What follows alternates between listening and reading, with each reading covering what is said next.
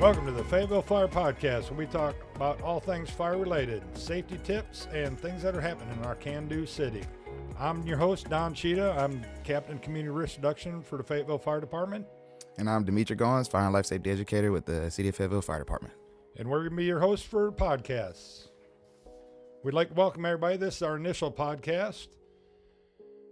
Today, later on, we're going to talk about cooking fires. You know, cooking fires equate to over half of our fires in the accidental fires in the country. We're going to talk about why that's important later on in this show.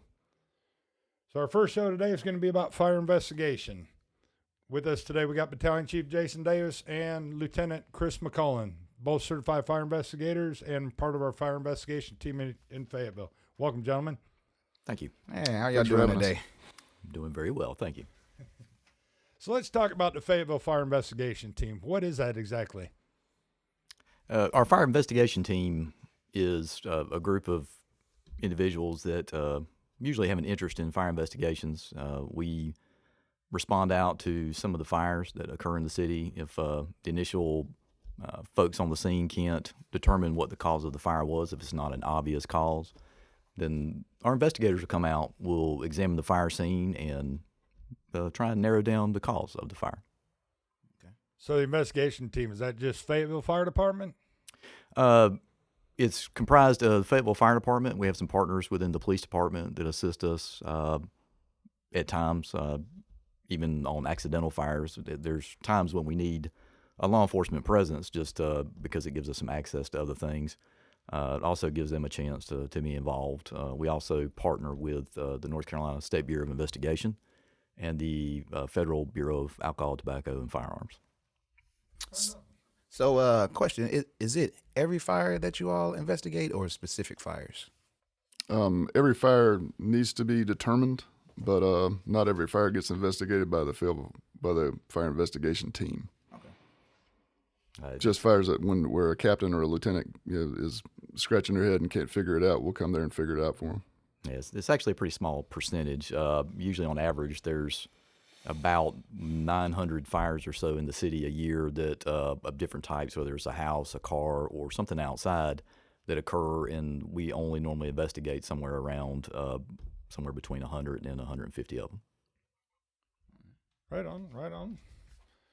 Good deal. So last year, it had 123 fire investigations conducted by the team, and out of them, 11 of them undetermined. We always know what the Chiefs can tell us a little bit about undetermined, because that's like a cringe word for Chiefs and statistics. I'm gonna let you start on this one. Okay, thank you. And undetermined is just what that means is that we don't have enough to officially say, hey, I know that this is what caused the fire. As a fire investigator, we are held to a little bit of a higher standard. We're not necessarily scientists, but we have to live in a world that a scientist, let's say you've got a chemist that's trying to determine something, we have to follow a lot of the same principles that they do in case we have to go to court. So there's times when we don't have enough that would push us over the hump, that we're not at enough evidence to support saying that this is most definitely the cause of the fire. In those cases, it's an undetermined. And the cringe word. It's tough when you're trying to build statistics when undetermined is the cause. It doesn't necessarily mean that we don't know where the fire started or what could have started the fire, but I can't go sit on a witness stand in a courtroom and say that this is what started the fire. And that's what the difference is then. Mm-hmm. Being able to testify in court or say, with reasonable certainty this is what versus the statistic part of NIFRs and right. It's statistically we could say that, well, this started the fire, but from a standpoint of a fire investigator, we're held to a higher standard, and we have to think about it from that standpoint.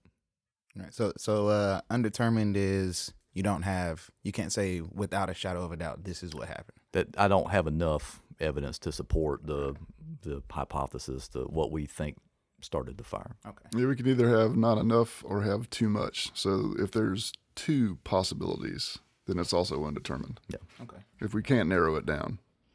And in some cases, that just means that let's say that somebody had a space heater plugged into a surge protector strip, and in those cases, we might call the fire undetermined, but we're we're 99.5% certain that something electrical was involved in the ignition of the fire. And in those cases, was it something failing inside the space heater? Was it something where the space heater was plugged into the surge strip that started the fire? In those cases, we would call it an undetermined fire, but ultimately, we have enough from just a statistical standpoint to say, well, the fire was related to a failure here.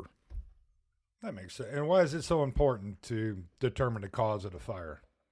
So that in accidental cases, we can you guys can put out PSAs and things and make sure that try not to let that happen again. It's also, if we run into several, like if we run into a manufactured item that over and over again winds up being the cause of a fire, we can relate that back to the manufacturer. Yeah, there's not a lot of product failures anymore that lead to a lot of fires. And a lot of that is from the work that fire investigators did over the last 35 or 40 years. A lot of things were running into problems, and they were melting down. Mr. Coffee had a problem back in the 80s. These things are much safer today because of the work that fire investigators did of narrowing down the cause and looking at it and working together with not just the public side, but when insurance companies became involved and working with manufacturers trying to say, hey, there's a problem here. Let's work towards a solution. And that's what it's all about. Like you said, it's trying to get to the root cause so we can prevent them from happening again. Whatever. It's all a safety issue. It all becomes a safety issue. Yeah, I mean, are we looking for something that's related to education, or are we looking something to a manufacturing defect? And you guys work close with insurance investigators, private investigators in that aspect? In a lot of cases, they'll call and they'll ask some questions, and they want to know what the scene looked like before we got there, because a lot of times once an investigator looks at it, it's going to look a little bit different for the future investigators that have to come. So we'll work with them. And if there's something specifically with an accidental cause, the private side has a lot more resources available to them. Insurance companies have a lot of laboratories that they can use to work on testing and seeing if there was a failure so that they can work with the manufacturers to make it right. So it seems like it's a lot that goes into fire investigation. On average, what's the typical time of an investigation? 3 to 4 hours. Yeah, I would say the scene examination portion of it is 3 to 4 hours, and usually for about every hour you spend on a scene, there's at least that much time back behind the scenes working on reports of compiling what goes into it. Okay. And as you guys have, I've investigated fires for a long time myself. One of the greatest things that come along was Google. Google's pretty awesome. Google's awesome. It's easy you can find a lot of information there, and that's part of the investigation. Still, it's not just out on the scene, but yeah, most definitely, because it's a fire investigation is a big puzzle, and when you have the puzzle box, you can look at the picture and see what it's supposed to look like. But with a fire scene, we don't always have the picture. So sometimes Google or other resources like that, you can look it up and kind of get an idea of what some things look like. Even Zillow will give you pictures of a house that was on the market, and occasionally you'll find a house that had been sold 3 years ago, and you're there at a fire, and you're wondering what the house kind of looked like layout-wise before the fire. So.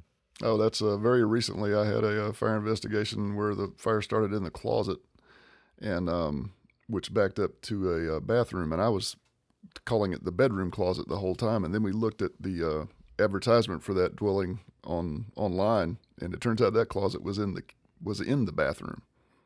And it kind of changed how I was looking at it, because I'm like, well, there's no clothes in here. This is all towels and stuff. So this is a very different kind of thing. It really changed how I looked at it. Yeah, amazing when you can get online and see the inside of a house a couple years prior in the layout. Yeah, it's helpful. Oh, yeah. Technology. Great Technology, resources. man. Good resources. So, we know investigations are important to get to the cause and product safeties and stuff. And what does it do for the citizens of Fayetteville with their insurance and things like that? How does that help them? Well, insurance-wise, the more programs that the fire department has, the better our insurance rating is, and the rates are based off of the insurance rating that is done by this organization called ISO. They look at fire departments in North Carolina. Insurance rates are based off of a fire department's or the fire district's ISO rating, the public protection classification. Having a fire investigation program in conjunction with fire inspections in commercial businesses and education programs actually help improve the insurance rating for the fire department. So the investigation team over the years has helped Fayetteville improve their rating. What is the rating now? We are a Class 1 fire department, which that's a small percentage of the fire departments across the country hold that ISO Class 1. So the investigation program, as part of our community risk reduction effort, goes into improving that rating. Very good, very good. So, we had some training going on a few weeks ago, and we got marketing communications out there, North Carolina 1033 investigation training. Tell us what that's about. That is a 2-week program that is like a basic class for fire investigators where they learn a lot of the concepts and principles that go into a fire investigation.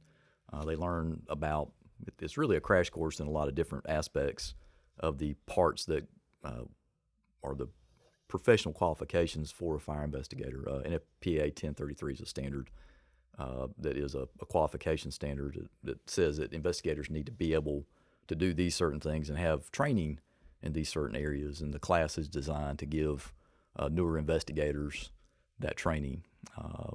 There's also a hands-on portion of it where they actually have to go out and investigate some fires and be able to explain their conclusions of that fire. So it's a really good program. Okay. And speaking on training for the fire investigation team, if somebody was interested in joining the fire investigation team, about how long is the training or some of the classes that they would have to go through?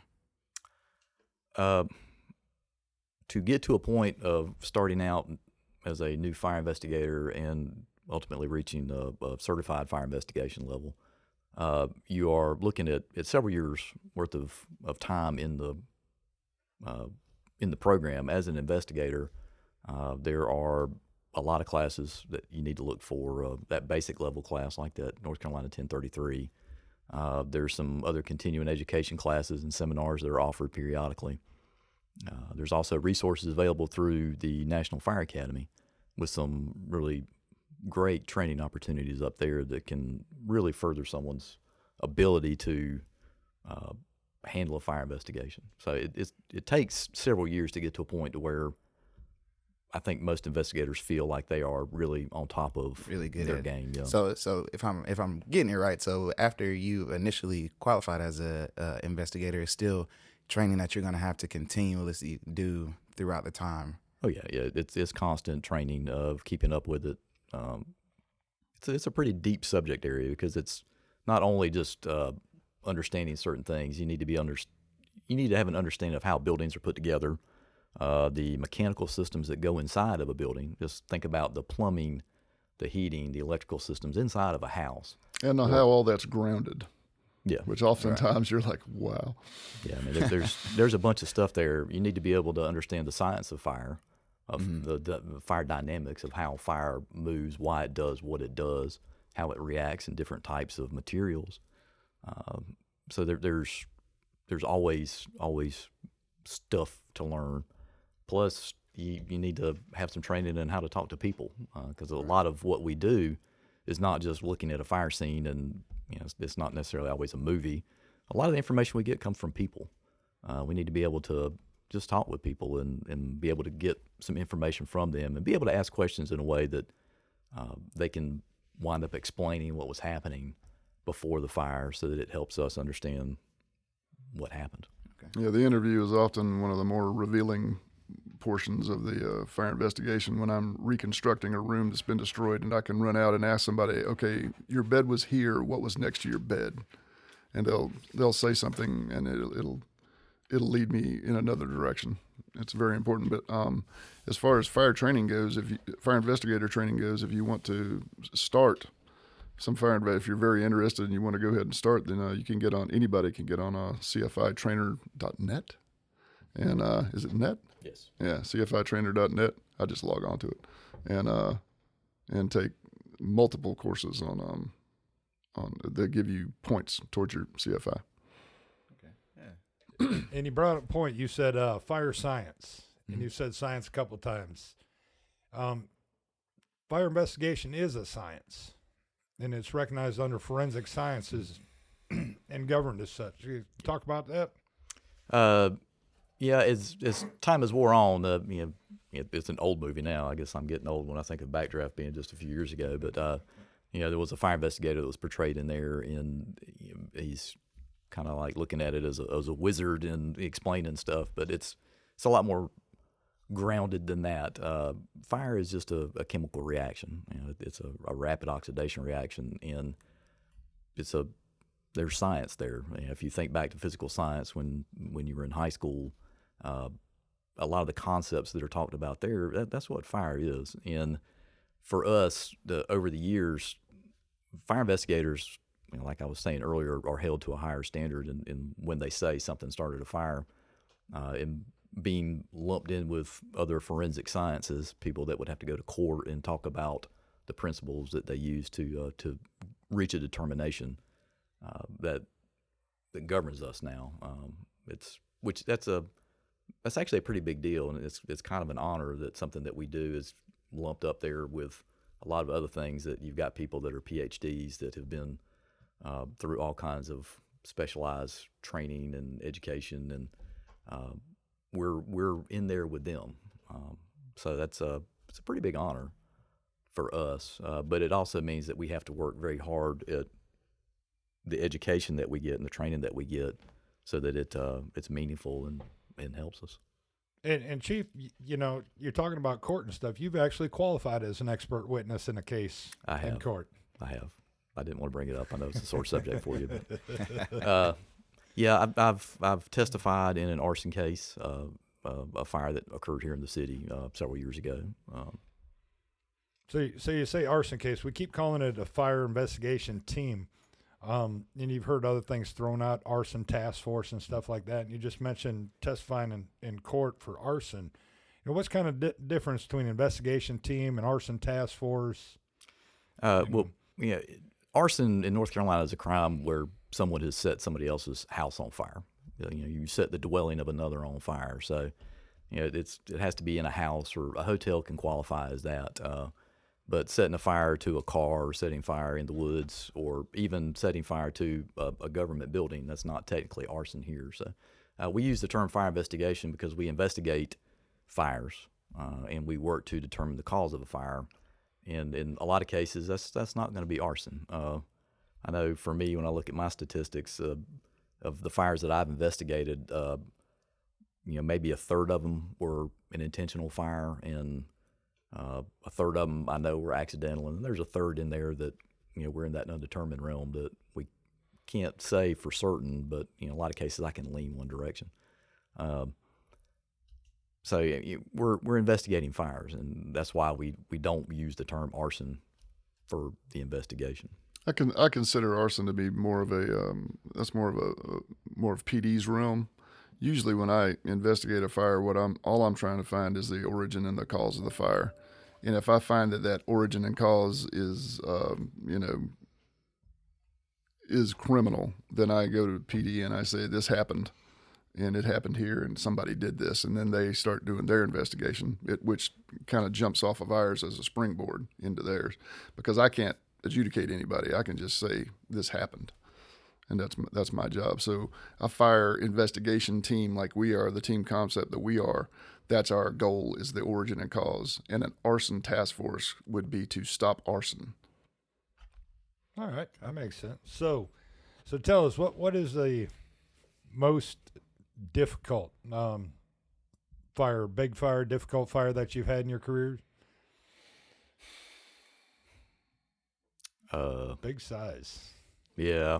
Well, I mean, the memories come back, and you're trying to. So many. There's a lot of difficult fires to investigate for different reasons. I mean, sometimes it's the size of the building, the amount of damage that's been done to it.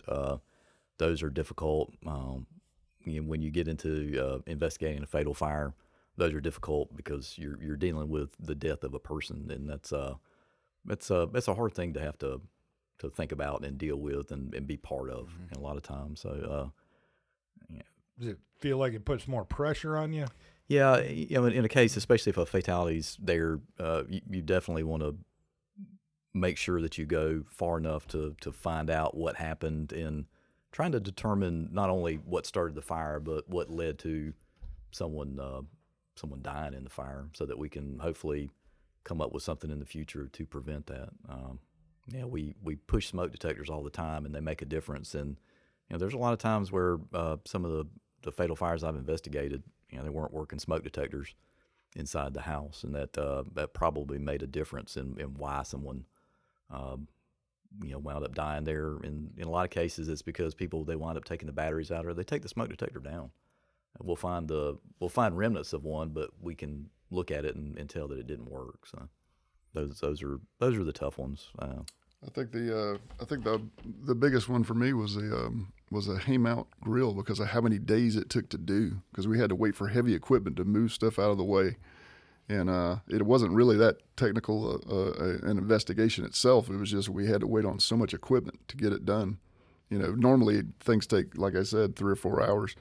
Some of them less than that, and some of them a lot more. But I mean, that took several days because we had to find that equipment. We had to find and we had to be there when it was being done. We couldn't just let them do it and then come back and investigate what was left. We had every piece that came out. We had to investigate that piece. It was very technical. You're taking apart a building in a systematic fashion, and it's when the building didn't fall in a systematic fashion, it makes it difficult. Yeah. And of course, like you said, the ones where someone died, or So you have the pressure of a fatal fire that builds up with that. You have the time. What's some of the curveballs, like what the curveballs that you've seen on a investigation? Oh wow! Good Lord. Where to start, bro? Yeah, there's a lot of times you're getting to a point, and all of a sudden you find something that you're kind of like, oh man, this changes a lot of stuff, and now I have to almost kind of backtrack and start over in a lot of ways. I've had some fires like that. Yeah, I had a fire one time. I believe you and I were on, Lieutenant McCullum. We had a fire one time. We were all pretty certain, got to the area of origin, and we're digging out, and pretty certain how the fire started. And then we came across a lithium-ion battery-operated cordless drill. And it kind of threw us a curveball. Yep. So, what about you, Lieutenant McCullum? What's the craziest one? Man, there's so many in my head. No, that's just the voices. Sometimes the voices don't talk to me anymore because they think I'm crazy. No, the thing that I always tell people is when I come into a room, I find what the room of origin is, and it's completely burned everywhere. And there's a trash can on one side that's totally burned down, and on the other side is a power strip, and it's totally burned down. Which one of those things started the fire, and which one of those things was the result of the fire, is something that you have to really, really dig into to figure out. And those are always, and when I get to those, I'm like, I wish this was much less burned so I'd know this happened right over here. And I'm like, there's another hour, 2 hours of me just digging, trying to figure it out. Yeah, I mean, there's a lot of times the stuff that kind of makes an investigation a little bit wacky is the people, and just it's a very emotional time for people. So you see a lot, and it's tough on them, and that kind of makes stuff just a little off the wall at times. There's some of it probably is not something that really should be broadcast, but yeah, and you're going back to the interviews and stuff, and we know that everybody always tells the truth all the time, right? When they're in emotional stress and of an event. Yeah, it's difficult on people. And a fire is a very traumatic event for a lot of people, and those of us that are in the business, and we see so many fires. And a lot of times it's I'm not saying that we're numb to it, but it's the everyday thing. It's kind of like driving from home to work and from work back home for people. You're around it so often that it doesn't seem that off the wall. But even routine fires, what we would deem routine, are really traumatic for people, and that's something that is really, for me, been illustrated working as a fire investigator, is that I'm coming in after the fact a lot of times, and the smoke is cleared out, and we're there, and you're talking with people, and it's you can see the effect that the fire's had on them. It's pretty tough on them. You also get there's a lot of, when you start doing the interview, especially for me trying to reconstruct the scene, there's a lot of people that don't really have a very clear memory of how their room was set up because they've just seen it so long. You're like, right here, there's something. And they're like, no, there's nothing there. And then later on, they're like, oh, yeah, there was a trash can there. I've had that there for years. I forgot about it. Yeah. And little things like that. And, you know, it also, you know, it depends a lot on how cleanly that person was too. You know, the more messy the room is, the more questions you're going to have. So It's a lot of variables. Lots of A lot variables. of variables. Many. Well, gentlemen, we appreciate you having her on the show today. We keep doing good things out there. Thank you. Yeah, it's a pleasure. I appreciate it. It was an honor to be here.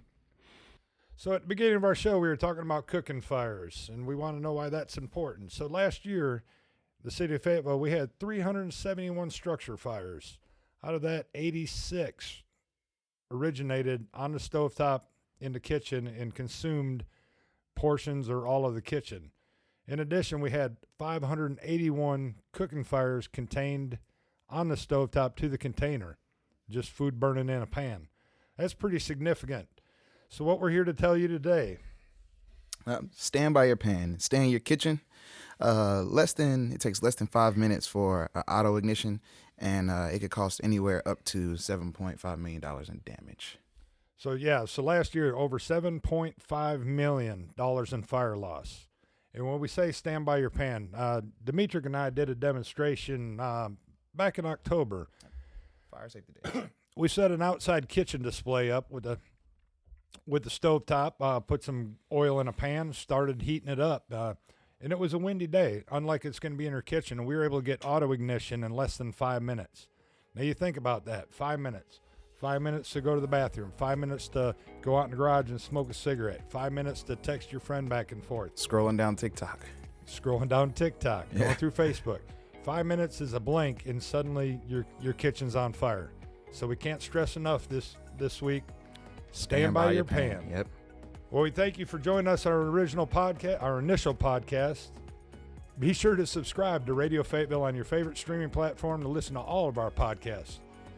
Next time, we're going to talk about hands-only CPR. Hope you join us then. Yep. Thank you for coming. Thanks, Dimitri.